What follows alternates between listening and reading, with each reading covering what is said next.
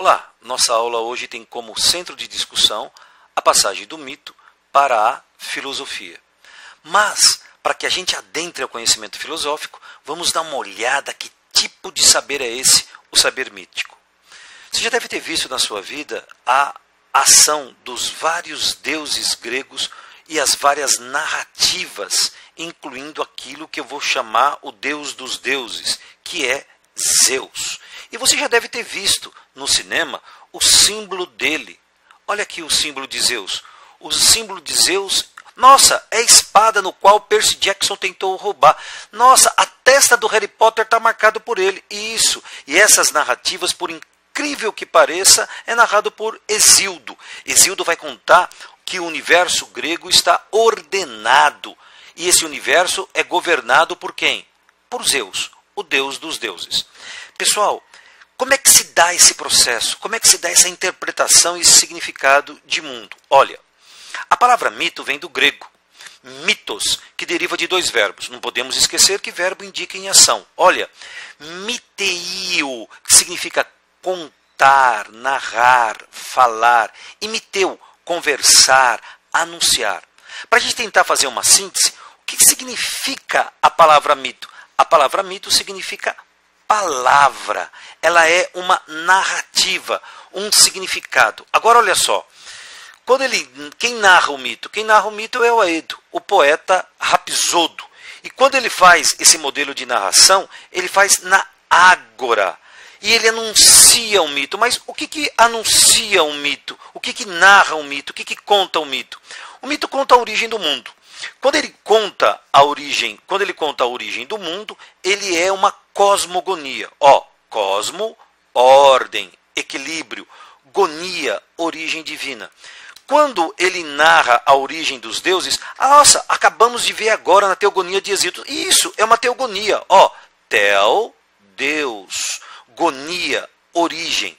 Está claro, origem divina. Então nós temos no universo grego a matéria é eterna. Então, portanto, quando ela transforma do caos para o cosmos, nós temos o quê? Uma cosmogonia. Quando o caos é ordenado pelos deuses, nós temos uma teogonia. Agora, olha, o mito não é uma questão pré-lógica, ele tem uma razão que é só sua. E o mito é um modelo de mundo. Como esse modelo é um modelo fantástico. Quando eu falo fantástico, o que significa isso? Significa que a palavra do mito é uma palavra sagrada. Quando eu falo sagrada, significa que é uma palavra que é narrada pelos deuses ou narrada de quem ouviu dos deuses. Nesse sentido, o mito vai criar uma interpretação do mundo que vai explicar. Quando eu falo a palavra explicar, é que essa interpretação desdobra, ela dá sentido e vai implicar nos seres humanos que estão ali, portanto vai fazer dobras. Nesse sentido, o homem que vive na mentalidade do mito, o tempo dele é cíclico, portanto ele tem que sempre voltar, sempre voltar. É como o nosso homem do século XXI que faz uma promessa e que todo ano ele faz a mesma coisa, porque ele tem que garantir a perpetuação das coisas que existem naquele modelo. Portanto, ao fazer isso, ele está fazendo o quê? Um rito. O que é o rito? É reatualizar o mito, é fazer de novo. Fazer como quem? Fazer como os deuses fizeram. Vamos fazer mais ou menos o seguinte. Como é que dessa mentalidade vai surgir aquilo que eu vou chamar de filosofia? Gente, porque vai ter algumas mudanças históricas na Grécia. E essas mudanças históricas começam com as viagens marítimas. O espaço não é mais espaço dos deuses, é um espaço humano. Portanto, surge aquilo que eu vou chamar dos primeiros mapas, os itinerários dos seres humanos. A invenção do calendário. O calendário não é mais uma ação dos deuses, o tempo não é mais cíclico, mas ele é racionalizado, ele tem sentido. A escrita é alfabética, ela não é mais uma narrativa divina, no qual simplesmente eu copio a vontade dos deuses. E a invenção da moeda. A nossa relação não se dá apenas de troca a partir dos materiais, mas ela está fundamentada numa representação. Mas olha a grande sacada dos gregos. o surgimento da vida humana e principalmente o surgimento da política. Quando a gente fala em surgimento da política, vocês já estão percebendo a palavra polis. Polis é o lugar do cidadão. E nesse lugar do cidadão surge quem? O político. Portanto, os gregos, para inventar a política, eles inventaram o quê? O espaço público. O que é o espaço público? O espaço que pertence a todos. E mais interessante disso tudo, a lei não é mais uma vontade dos deuses, mas uma expressão da vontade coletiva. Os seres humanos, eles debatem. Vai para o debate, ele vai para a discussão. Então, necessariamente, o que está acontecendo? Os seres humanos estão sendo os artífices de si mesmo, da sua própria realidade. Portanto, a partir dessas condições históricas, ocorre aquilo que eu vou chamar de milagre grego. E qual é o grande milagre grego? O grande milagre grego é a filosofia. Mas vamos ver que tipo de pensamento é esse, o pensamento filosófico. A filosofia nasce como cosmologia. Cosmos, você já sabe que é ordem, equilíbrio. Logos, razão. É a razão sistemática que vai dar sentido às coisas. Então, portanto, vamos dar uma olhada para tentar entender o que é essa cosmologia. Antes, vamos fazer uma revisão no pensamento mítico. No pensamento mítico, a verdade é dada. Dada por quem? Pelos deuses. O mito aceita a contradição. Quando eu falo que ele aceita a contradição, você lembra? Zeus matou Cronos, picou em pedaço e jogou aonde? No Tártaro. Mas os deuses não são imortais? Então, olha, o mito aceita a contradição. O mito é atemporal, imemorial. O que significa isso, atemporal e imemorial? O mito sempre começa assim. Naquele tempo, no princípio. Quando é que esse tempo? É fora do tempo. Portanto, ele serve para todos os tempos. O mito interpreta o mundo, interpreta todas as coisas através das relações entre os deuses. A relação de paixão, de ódio, de amor. Então, todas as relações são interpretadas a partir dos deuses. A filosofia é totalmente diferente nesse sentido. Primeiro, a filosofia vai tentar entender as coisas através de causa e efeito. Vai tentar buscar a verdade. Um mito, a verdade é dada. O filósofo busca a verdade através da reflexão. A filosofia está no tempo, portanto, ela concebe o tempo como presente, passado e futuro. E não aceita a contradição. O que significa isso? Que todas as coisas têm uma causa que geraram necessariamente um efeito. Ao conhecer um, eu conheço necessariamente o outro. Mas agora tem uma pergunta fundamental para a gente entender e matar essa aula. Há uma ruptura ou uma continuidade entre o mito e a filosofia?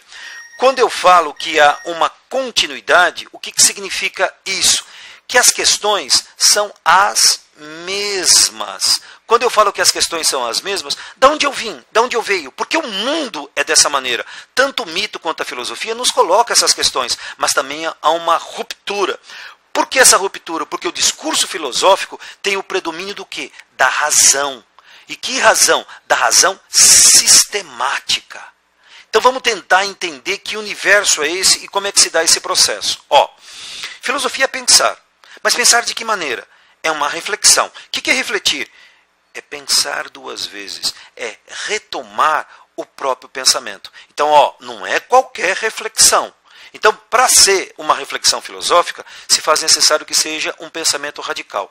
Quando eu falo radical, o que significa? Que desce às raízes, que desce à profundidade, que vai ao sentido primeiro.